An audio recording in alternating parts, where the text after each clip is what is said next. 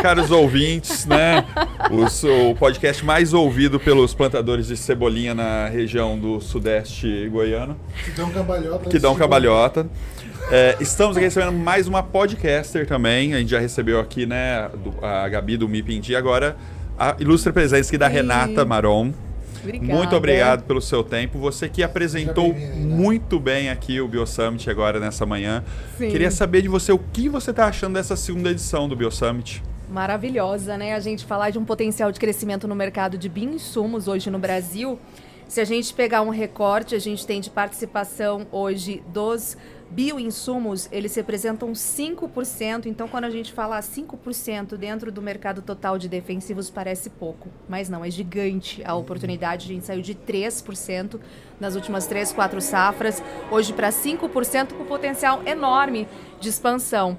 E aí, até vendo ali, né, na abertura e alguns dados interessantes do setor, Kinetec que trouxe e tudo mais, a gente tem hoje quase metade dos produtores rurais brasileiros, das fazendas brasileiras, que já utilizam os bioinsumos, 43,5%. Gente, isso é fantástico. Se a gente pegar um recorte de 5, 7 anos atrás, isso até era algo inimaginável. E por isso que a gente tem aqui as principais empresas do setor trazendo tecnologias, os desafios de ainda lançarmos um outras tecnologias interessantes, mas onde a gente já vê essa atuação muito grande, principalmente em soja, milho, que representa 77% da área, né, do que a gente tem de cultivo no Brasil, bastante consolidado com potencial de crescimento. E aí, cana foi onde mais começou no início o uso dos bioinsumos, algodão, café também super expressivo, e o milho, gente, utilizando, com a questão de combate à cigarrinha do milho, mais de 32% já utilizando bioinsumos. Muita coisa. E vocês veem o que está acontecendo no centro-oeste do país com as indústrias, usinas de etanol de milho, mercado de biocombustíveis. Então, a projeção é muito grande, muito sólida. E eu comecei a entrar e falar um pouco mais desse mercado aí há cerca de 2 anos e meio e realmente fiquei encantada. E não à toa também, mais um destaque, que aí a gente precisa falar sobre isso. Quem já discutiu isso há muito tempo e sempre foi visionária, Mariângela Hungria, cientista, pesquisadora da Embrapa, desde 82 na Embrapa Soja, e levando a questão de agricultura sustentável já desde aquela época. Que revolucionário, não? Aqui estará aqui. Então, assim, a gente fala, é algo novo, mas não tão novo, e é algo que a gente tem para explorar. Então, eu vejo, assim, um gigante, uma oportunidade perfeita que o Brasil tem tudo para liderar. Ela vai entrar online. Então eu acredito. Cadê? Não, aí com certeza, mas ela faz parte também do comitê organizador aqui do evento. Esse crescimento do mercado biológico, ele se dá principalmente pela questão de tecnologia. A gente está avançando cada vez mais. E deixando de ser o que a gente chamava antigamente no campo, que é a cauda de praga morta. Sim, água de batata, Sim. né? Que assim, pegava a praga, triturava ela ali, fazia tintura e aplicava. Hoje em dia a tecnologia está absurda. E o que a Renata está falando, assim, o pessoal cada vez mais utilizando, tem um dado interessante também, por exemplo, controle de nematóide aqui no Brasil, Sim. 95% é com bionematicida. Né? Então, que é um dos produtos que mais cresceu. Então isso mostra também que os agricultores realmente estão a fim de mudar. Né? É interessante a gente ver assim, a quantidade de agrotóxico que utiliza, de tudo aquilo. A gente tem 50% que são os herbicidas. Se a gente começa por exemplo, BioSummit, assim, mais eventos desses, para a gente conseguir fazer mais ecossistema para melhorar a pesquisa, tudo, e desenvolve um bioherbicida. Nossa. Rapaz, Sim. Aí quero ver alguém falar mal do agro. É o que todo mundo estava comentando, é o bioherbicida que eu acho que é a corrida agora das Quem empresas, que a gente bioherbicida, sabe, né? E aí que vai sair realmente na frente e tirando, né? A gente falou de 5%, saímos de 3% para 5% hoje da faixa do mercado, mas tirando herbicida 7%. Ou seja, a gente é muito expressivo e olha o potencial para crescer. Você falou muito bem na questão de função nos nematóides e não só em nível de que o produtor ele trocou, mas deu resultado. Sim. Então isso é o principal, né, Maneco? Ele tá usando porque tá vendo o resultado. Né? Então aquela ideia lá, não, é água de batata. E uma coisa que a gente vê assim, é que as grandes empresas aí históricas de biodefensivo, não, de defensivo químico, estão fazendo também o setor ali de biológico, né?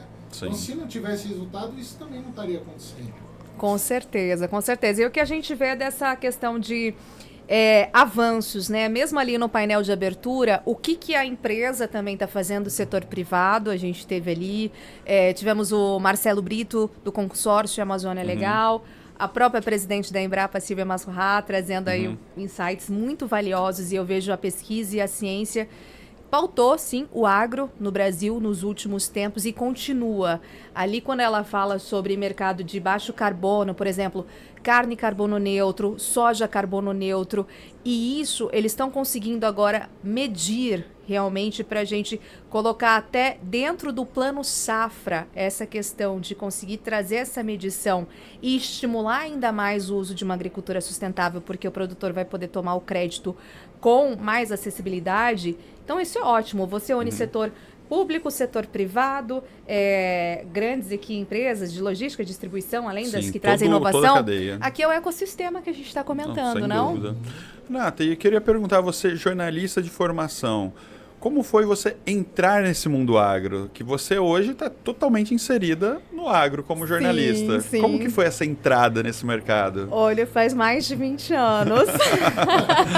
Não vamos falar de números, né? Comecei Tinha o pezinho no agro? Assim? Comecei. Olha, totalmente urbana, tá? Mas o que aconteceu? Sou filha de mineiro, norte de Minas. Meu pai era de Minas e minha mãe é de Mato Grosso do Sul, Campo Grande. Bom, vieram para São Paulo, enfim, somos em 3 filhas. E eu tinha um sonho, né, de já ser jornalista e trabalhar em TV naquela época. Decidi isso com 13 anos de idade. Olha só. E não tinha ninguém da minha família da área de comunicação. E aí eu consegui, mandando, eu falei, acho que mais de uns 1000 currículos, gente, sem brincadeira, porque não era fácil, né? Hoje é o digital. Naquela época, gente, tô falando de mais de 20 anos. Tinha que mandar o currículo, achar quem quer o contato, bater na porta. E aí eu não tinha. Aí eu acho que de tanto currículo eu mandava assim uns 10, 15, 20 por dia para todas as emissoras. Aí a Band me chamou na época, então fui a estagiária do Band News. E aí eu lembrei que eu tinha mais 2 anos de estágio até a minha formação. Então eu falei, bom, ou eu continuo aqui mais 1 ano no Band News, e eu sou movida a desafios. Eu falei, não, quero aprender coisa nova e que, de repente, não tenha nada a ver com o que eu tô habituada. E aí, ia lançar o canal novo de agro, na Band, na época, o Terra Viva. E aí, eu lá, toda menina, né, falei, vou entrar, vou nesse desafio. Eu fui a primeira estagiária a ser contratada do canal, não tinha nada, gente, era uma sala. Meu diretor na época, Roberto Quirino, muito querido, né, e aí a gente sentou, conversou, ele falou, tá, e você entende e tal? Eu falei, não, eu trabalhei 1 ano no Hard News e eu quero entrar para esse mundo agro. Não sei nada, não sei o que é boi, o que é vaca, o que é soja, o que é milho, o que é café, o que é algodão, nada. Mas eu sou uma pessoa disposta a aprender e muito curiosa. E aí ele falou, gostei de você. Então eu acabei sendo a primeira estagiária, enfim, aí de lá virei produtora, repórter, apresentadora, consegui, eu falo assim que graças ao agro, consegui cobrir, né, a agricultura pecuária em mais de 20 países. Então, desde, por exemplo, fazer ordem ali na Nova Zelândia, que tem, né, na Ilha Norte, Ilha Sul, com a Fonterra, fazendo um pouco também, por exemplo, tomando café milenar na Etiópia, onde surgiu o café, mais de 1000 anos. Nossa, então, gente, que já estive em Addis Abeba. Também, por exemplo, fui acompanhar algumas comitivas do governo na Arábia Saudita. A gente tem a BRF lá, que é super tradicional, mais de 40 anos. Então, eu comecei a entender também mais de política internacional agrícola e acompanhar o segmento. E o agro me deu tudo. Então, eu falo que, assim, a comunicação ela é um caminho e o agro foi que me deu vida para mostrar ao mundo o que é essa representação brasileira. E sem contar essa paixão que a gente tem aí percorrendo todo esse Brasil, né? Semana passada estive em Rondonópolis, ali, BR-63, fazendo um evento fantástico com produtores de soja, milho. Então, assim, são grandes e intensas oportunidades que eu acho que a gente tem como comunicadores e de mostrar o que é o agro brasileiro. Exatamente. Porque a gente sempre bate, assim, nessa questão da comunicação. Só que eu falo, vamos mudar um pouco essa página de falar que a gente não sabe comunicar. E começar a se comunicar bem, né? Fazendo a nossa parte, porque se cada um, a gente tem o poder na mão. Sem dúvida. Se cada um fizer a sua parte, mostrar, aqui funciona assim, esse é o modelo, vai fazendo, a gente vai errar? Errei milhares de vezes, todos erram, né? Sem e dúvida. É bom, mas a gente aprende. E aí aprende, mostra, né? E não Uhum. deixa aquela sempre... E eu nunca sou muito da defensiva, eu não gosto muito desse... Eu prefiro, então, vamos sentar aqui e dialogar, que eu acho mais interessante para o crescimento. Não, assim. sem Então, sou dúvida. muito assim. Esse negócio do podcast é interessante, essa possibilidade de fazer, porque daí a gente consegue até se comunicar. Tem uma turminha que falava mal do agro, tudo, e começou a acompanhar o Rural Concast e se converteram, viram. Uhum. O negócio no agro não é assim, joga veneno. Você catequizou eles. Assim, então o pessoal começou a entender que não é assim, lógico, não dá para passar a mão na cabeça de tudo, tem suas falhas, tudo como qualquer outro setor. Mas não é tudo isso que falam. Então é interessante essa parte da comunicação, a gente consegue conversar com todo mundo.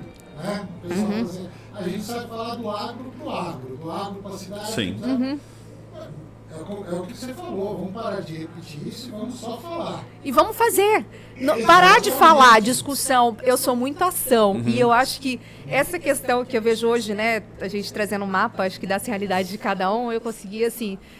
Como que meu potencial de comunicação foi crescendo. Então, assim, Bacana. muito o ouvir. Temos que ser bons ouvintes e Sem ainda dúvida. mais de pessoas que realmente têm aquele respaldo, né? Então, acho que a questão do bom ouvinte, a curiosidade e mostrar realmente o que a gente tem. Os dados são estes. Sim. Então, é aquela máxima, né? Os dados estão aqui, então não tem...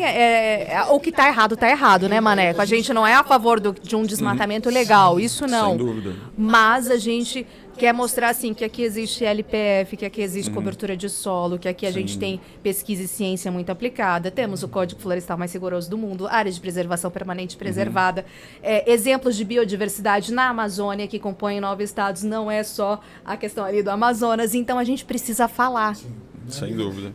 Mas sabe, Ana, tem um problema também, eu começo a me estender aqui, eu sei que você tá correndo. Mas é o seguinte, a interpretação, vamos apresentar os dados? Beleza, vamos apresentar os dados. Mas interpretação de dados também é uma falha muito forte no ouvinte. Então, assim, o agro é o maior consumidor de agrotóxico. E aí? Mas esse dado a gente tem que dividir ali por safra, por produtividade, que o Brasil é o maior produtor. Sim. O Brasil tem 3 safras. Então, esse tipo de coisa também que tem que chegar, não é só o dado. Né? Exatamente. É o dado com muita informação. Não dá para comparar um Brasil com dimensões continentais, né? Sim. Que a gente adora falar isso, mas são as dimensões continentais. A gente tem um tamanho de um continente e um país tropical, então a gente tem uso muito bom do solo para fazer as safras e rotação de cultura, que é excepcional, com países, de repente, que não chega a ser o estado de São Paulo. Sem dúvida. Então, a comparação também precisa ser Tem muito uma clara, safra por né? ano, Exatamente. E a gente teve agora a comitiva de grandes líderes da África, vindo agora em visita da Embrapa, para entender qual que é o modelo que vocês fazem de agricultura aqui no Brasil para ser replicado e aplicado na África. E isso é super interessante, relevante, essa troca de tecnologia. E há que se lembrar também que agora, nesse mês, a gente teve a recente visita também do Fávaro, né, ministro, com outras autoridades ali, específico na Angola. Então, a gente vê essa troca muito importante Brasil com o continente africano também. Não, que bacana. Como você disse, a gente chegou aqui, Renata, a conversar com outros participantes do podcast sobre essa questão da comunicação, né, Maneco? Do agro, da ciência, comunicar com a sociedade. Mas você trouxe aqui uma palavra que eu acho importante, o diálogo. Não é basta comunicar e você não ouvir. Não basta você falar a sua realidade, falar o que o agro... O Fábio, né, que é um dos organizadores aqui do FB, quando foi lá no podcast, ele estava falando isso. Que por que falar, a gente faz isso, a cidade faz isso, o campo faz isso, por que não conversar? Porque tudo é uma rede que interliga, como você falou, logística, indústria, campo, agricultor, consumidor, supermercado. Então, acho que o diálogo é importante. E comunicadores, né, como você, fazem assim, esse nó dessas linhas de juntar tudo. Então é muito importante esse tipo de trabalho que você faz. Obrigado. O Brasil é agro. A Sem gente dúvida. fala, né, sem assim, modéstia, mas né, sustenta a economia, os números estão aí, né, 25% do PIB, mais de 40% das exportações, é chovendo molhado, mas eu vejo como é que a gente consegue impactar, indo lá, conversando com os produtores rurais, vendo um modelo de bioeconomia do açaí, super interessante, lá na Amazônia, vendo o café de Rondônia, que tem uma produção com pequenos agricultores que utiliza o processo da Embrapa, mostrando esses cases, porque aí o pessoal entende, olha esse Brasil rural, que gigante. E aí é super interessante que realmente, por ter trabalhado nas principais emissoras de TV especializadas, mas onde o digital cresceu muito, eu também enxerguei essa oportunidade lá atrás, há mais ou menos 10 anos, e falei, aqui tem uma oportunidade, eu vi que teve essa mudança, comecei a observar de comunicação. Então a gente tem que estar também onde o agro está, que é no digital, e isso vindo, claro, essas, digamos, novas gerações muito mais tecnológicas, mas a gente tem que conversar com eles também, que serão os nossos tomadores aí de decisões futuras. E a gente não precisa continuar no modelo tradicional, que eu achava que, de fato, não democratizava totalmente a comunicação como a gente tem hoje, e aqui é um trabalho sensacional. Uma questão é a seguinte, também que eu vejo. Tem muita gente aqui no Brasil que tem uma certa vergonha de falar que o Brasil é o celeiro do mundo. Eu acho que a gente tem que ter orgulho, né? Gente, tem que ter orgulho! O pessoal fica meio... não, mas... Nós somos o supermercado do mundo, né? É aqui que vem...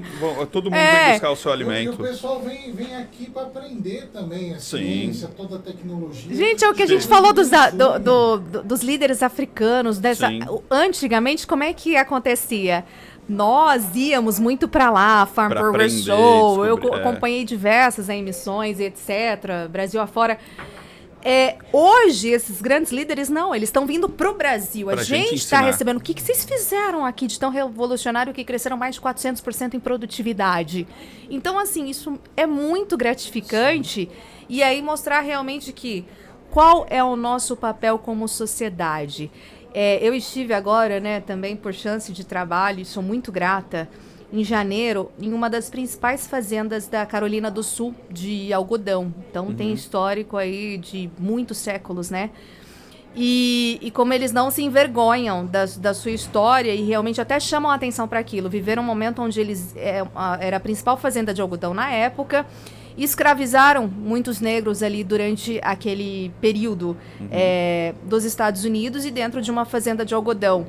Então, nessa parte que a gente encontra até ali, onde tinham todas aquelas casas e etc., a gente vê assim que existe aquela história, aquele jeito tradicional. Hoje, a fazenda, que é a Boone Hall Plantation, que está entre as top 10 ali dos Estados Unidos, ela conseguiu se reinventar fazendo produções de frutas, e também tem cultivos menores, milho, tem algodão, mas de uma outra maneira, trazendo muito mais visitantes. E eu vejo como o americano ele tem orgulho dessa história, né? A gente vê Super Bowl com comercial. Sim. E aí, viajando assim por muitos lugares ali, tanto cidade quanto campo, o americano ele tem isso. Que orgulho que a gente tem do nosso alimento. O produtor rural é um herói. E agora, por que aqui no Brasil esse orgulho, algumas das vezes, como você falou, e até meio uma questão de vergonha, não faz sentido se o Brasil é agro? A gente fez um evento em Sorriso, Renata, na Albion, com o ex-ministro Antônio Cabreira. Sim, querido, ele é muito bom. É muito bom. E o foco da apresentação dele, da palestra dele, pessoal, é muito isso. Por que que ele visitou um McDonald's lá na Escócia, onde dizia, aqui é carne 100% escocesa. Por que a gente não faz isso no Brasil, sendo que a nossa carne é 100% brasileira? E ele falou, duvido até se lá é 100% mesmo deles, porque eles compram da gente. A gente produz carne como ninguém produz no mundo, com qualidade, com preço bom. Então, eu acho que essa vergonha, e tem um pouco esse viralatismo, a gente tem que virar isso. Pelo amor de Deus, precisamos virar a página. Vamos aqui. A gente é pitbull nessa área, não é vira-lata. Eu me lembrei, a minha irmã mais velha já mora há muito tempo lá no norte da Itália, né? Ali região de Udine, Trieste. Trieste é a capital do café, lá na Europa. E o que acontece? Ali é uma região muito agrícola. E eu estive também lá na época onde teve a pior seca dos Estados Unidos, ali da região da Europa, nos últimos 40 anos. Eu estava de férias, né? Mas vocês sabem como é que é, né? Ah, não, tô aqui. Vou trabalhar. Para o carro aqui que eu preciso pegar essa seca, né? Não é uma coisa bonita, mas todo mundo aqui no Brasil só falava disso. E aí fiz uma reportagem sobre os 40 anos pior ali da seca de grãos, de milho, especialmente ali na região norte da Itália e pegando toda a Europa.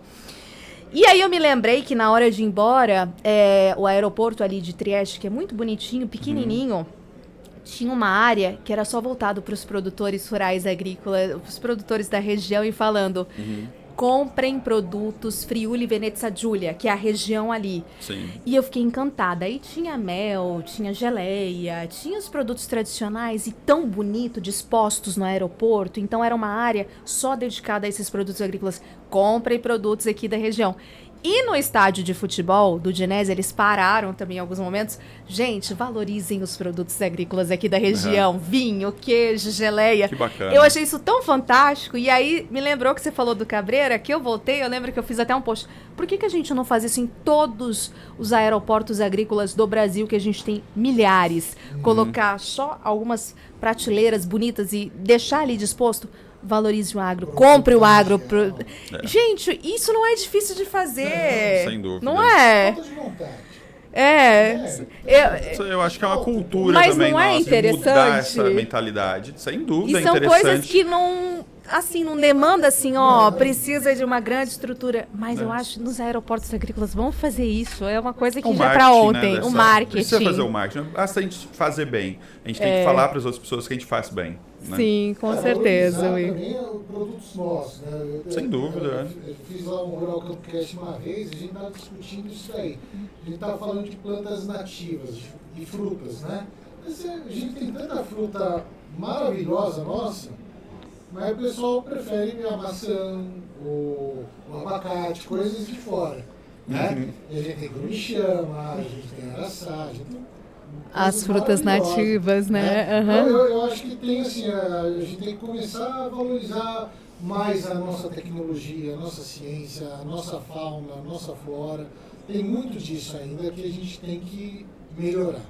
Com certeza. É a biodiversidade brasileira tão falada e cada região tão específica, né? A gente hoje com 6 biomas, a Embrapa fazendo um trabalho fantástico para levar para a COP30, por exemplo, que é percorrer os 6 biomas brasileiros e ver a especificidade de produção agrícola em cada um. Então, na Mata Atlântica é totalmente diferente do Cerrado, que é totalmente diferente da Amazônia, realidades muito diferentes, mas o que se faz ali de produção agrícola sustentável para entrar num documento, elaborar e levarmos e mostrarmos a COP30. Olha que fantástico. Sim, é uma grande oportunidade a COP30 para isso, Sim, sem dúvida. E aí, assim, mostrar para os líderes mundiais, olha o que a gente já tem aqui. Essa é a realidade do Brasil. Então, isso é gigante.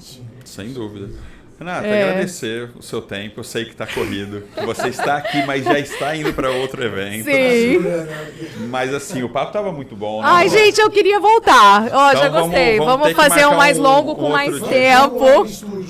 Vamos. Sim, lá em São Paulo mesmo, fica fácil para ela. São Paulo, Então, combinado. Marcamos, então, e eu que agradeço. Amei falar com vocês, revê-lo e conhecê-lo, Maneco. Muito bom. Eu vejo que vocês, assim, fazem um trabalho ímpar hoje, levando de maneira simples, prática e direta o que não é só o campo, o que é a cidade, o que o Brasil, o que o mundo precisa ouvir. Então, acompanhe o Ruralcast sempre também.